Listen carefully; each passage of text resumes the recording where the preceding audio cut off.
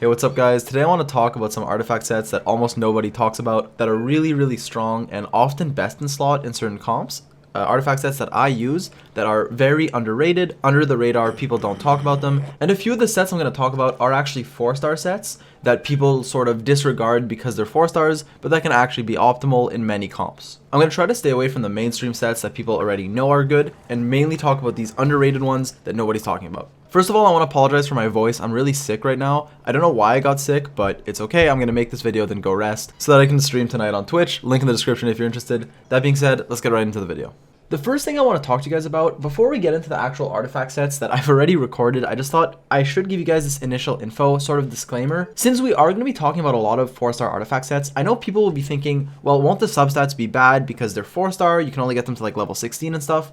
And while all that is true, what's especially nice is that a lot of characters don't really care too much about their stats. For example, Diona and Bennett heal a ton even with relatively low investment artifacts, even with only like plus 16 healing bonus circlet and stuff.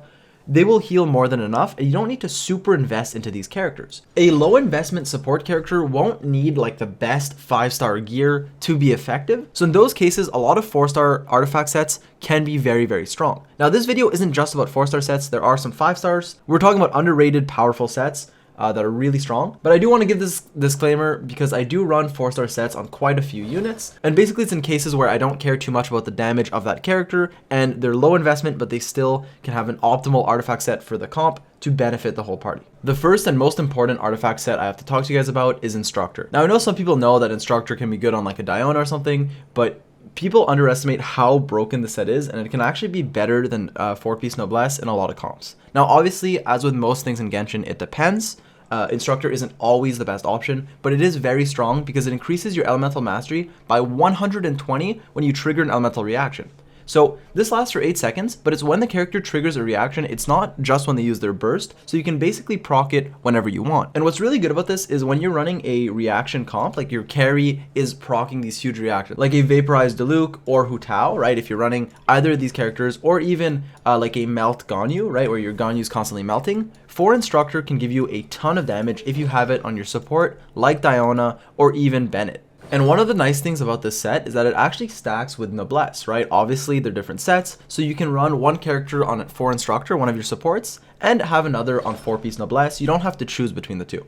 However, I know I'll get this a lot, this question a lot, if you should go Noblesse or Instructor. Well, honestly, this 4-piece set actually competes with Noblesse, and if you can only choose one, it really depends on your comp, and Instructor can actually be better. Now for buffing your carry who relies on reactions, so let's say a Vaporized Hu Tao, where you're running Hu Tao with Xingqiu, just Instructor can oftentimes be better than just Noblesse. If you have to choose between one, Instructor can be better. However, Noblesse does buff your entire team, it buffs your supports. So if your supports do a lot of damage, Noblesse can be better. It really depends, but Instructor overall is great and can be paired with Noblesse or as a replacement, and it is an excellent artifact set that people don't talk enough about. Really quickly, I want to include another example. 4 Instructor is usually the way to go for a Bennett DPS comp. You can put it on your Chongyun, who will increase the elemental mastery of your Melt carry, your Bennett, and make him deal a lot more damage. And this way, I don't have to invest a lot in my Chongyun at all. He just places his field, lets Bennett apply Cryo and Melt, and he'll give 120 elemental mastery to Bennett, and 4 Instructor is just really good. Now before we talk about another 4-star set, I want to take a break to talk about a 5-star set that people don't really use. That set is the 4-piece Archaic Petra. Obviously, everyone knows 2-piece Petra is great on every Geo character, but the 4-piece Petra, in my opinion, is one of the best like support sets and is very underrated. The set can actually be good for specific DPSs as well, and we'll talk about why, but this set does have a lot of nuance to it, so I do want to explain it before we talk about it and why it's good.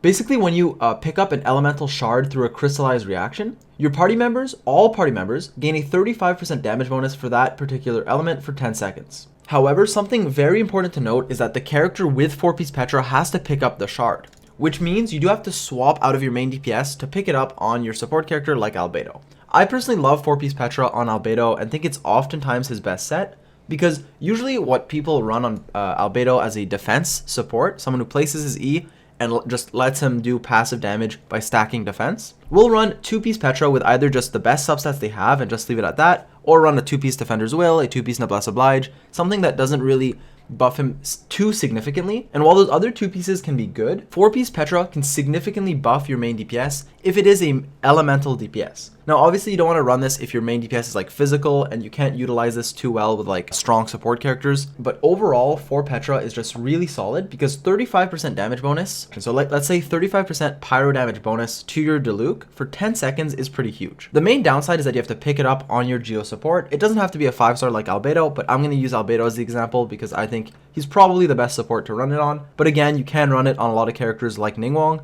As I said, you have to pick it up on the Geo support that has for Petra. You have to pick up the crystal on them. And while that is kind of a downside, it'll only take you like half a second to a second. And in the meantime, you can use your like abilities. You can quick swap. You can swap into Albedo, press E, press Q, and then swap out. And in that time, you can pick up the crystal so you don't lose too much time. And after that, when you swap back to your main DPS, they will obviously have that 35% damage bonus for 10 seconds, which is pretty big. And another thing with the set, and I love it so much, like I'm a huge For Petra fan, I've been saying this since like October, is that a lot of Geo characters will be basically constantly proccing Crystallize with their constructs, right? Zhongli's Pillar, Albedo's E. A lot of characters can constantly proc that Crystallize. So when you swap into them, there should be crystals like everywhere that you can just instantly dash into and pick up without losing much time, and then you can use your abilities on them and swap to your main DPS. So it's basically like you're getting this free 35% damage bonus like to whoever needs that elemental crystal while giving yourself a shield, which can be nice. And on someone like Albedo especially, you're not really missing out because in a defense Albedo build,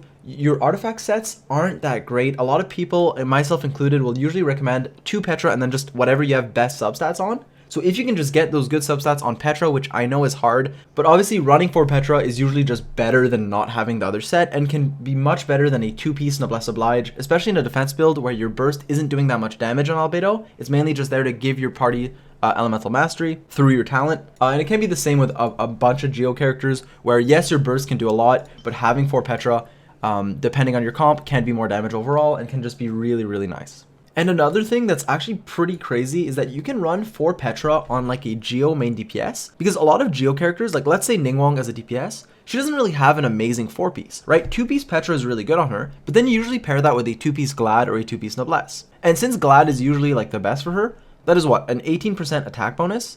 For Petra can actually be better because it gives you a 35% damage bonus to your support of the element of the crystal you pick up. So if you're running a high investment, let's say Fischl, who's going to be doing a ton of damage, 4 Petra can actually be more damage for you overall than a 2 Glad. You're basically missing out on this 18% attack to buff whatever support you have that's high investment, and obviously only do this if your supports are invested. And they're getting a 35% damage bonus. Let's say your Fischl is the example I'm using, will get that 35% damage bonus, which can actually out DPS the 18% attack you'd get from another 2-piece. So 4 Petra is just really underrated, really good in many situations for Geo supports, and even can be good for Geo DPS.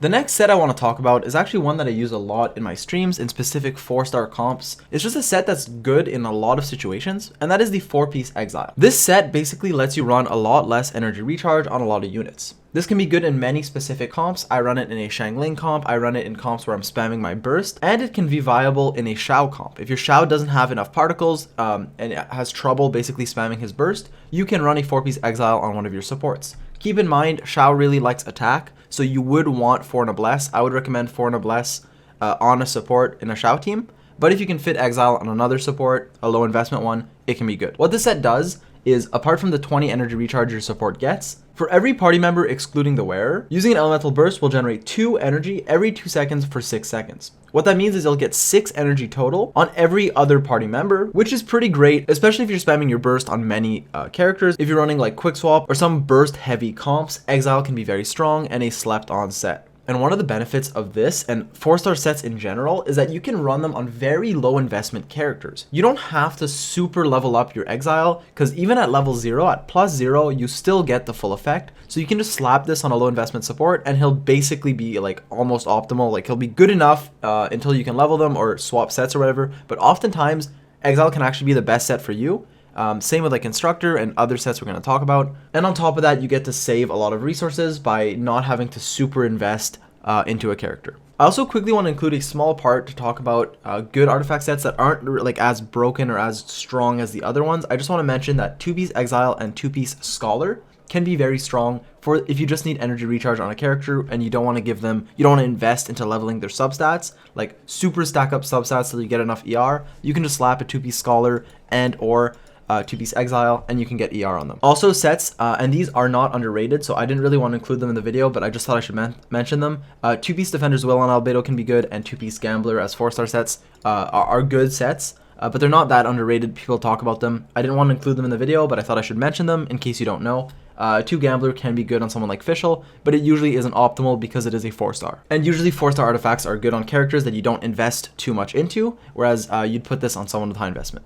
The last thing I want to cover in this video is something I've been meaning to talk about. And this is one of my sort of hot takes, but let me explain myself. And this isn't exactly an artifact set, but I don't want to make a separate video on it, and it does fit the theme of underrated sort of OP stuff that I want to talk about. And that is the Thrilling Tales of Dragonslayer. Now, I know you guys are thinking, how is this underrated? Everyone knows it's good. Everyone knows you run it on like Barbara and stuff, but it's widely accepted that the best book on Sucrose is usually Sacrificial Fragments.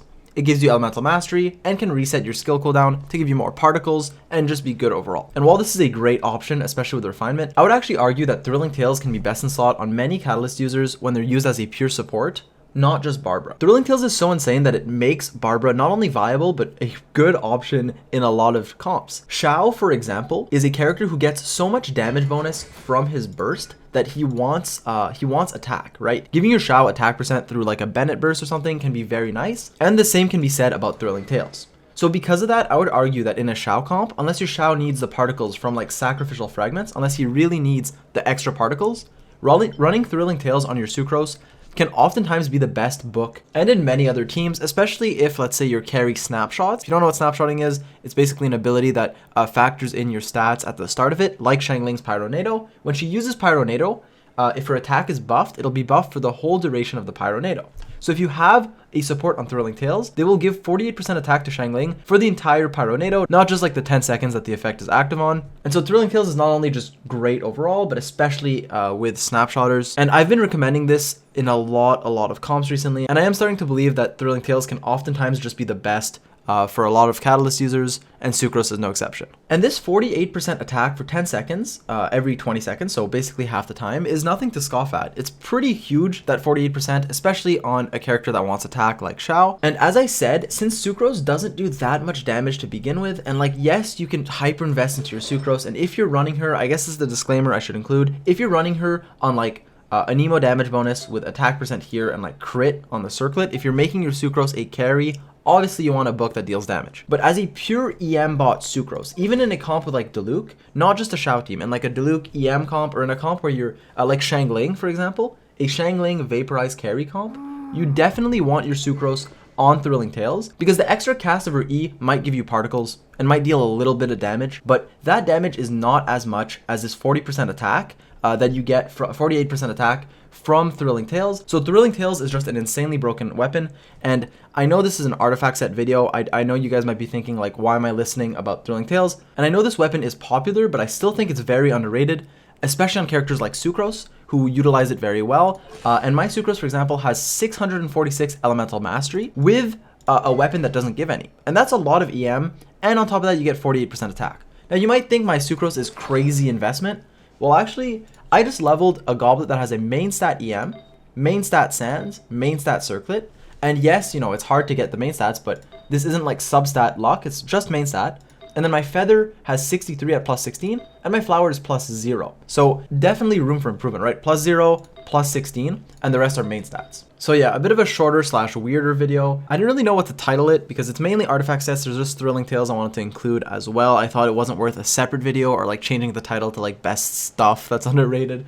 So I'm keeping this a primarily focused artifact set video. I hope you guys can understand. I just wanted to include that bonus info because I think Thrilling Tales is broken, and I think a lot of the artifacts I mentioned are super strong. Instructor, Exile, 4-piece Petra I love, and I hope this was informative, and you guys might pick up some of the stuff I mentioned. Anyways, I'm really sick. I'm gonna go make some tea and chill, but I hope you guys liked the video. If you're new, subscribe, like, all that stuff. And that being said, I'll catch you guys in the next one. Peace.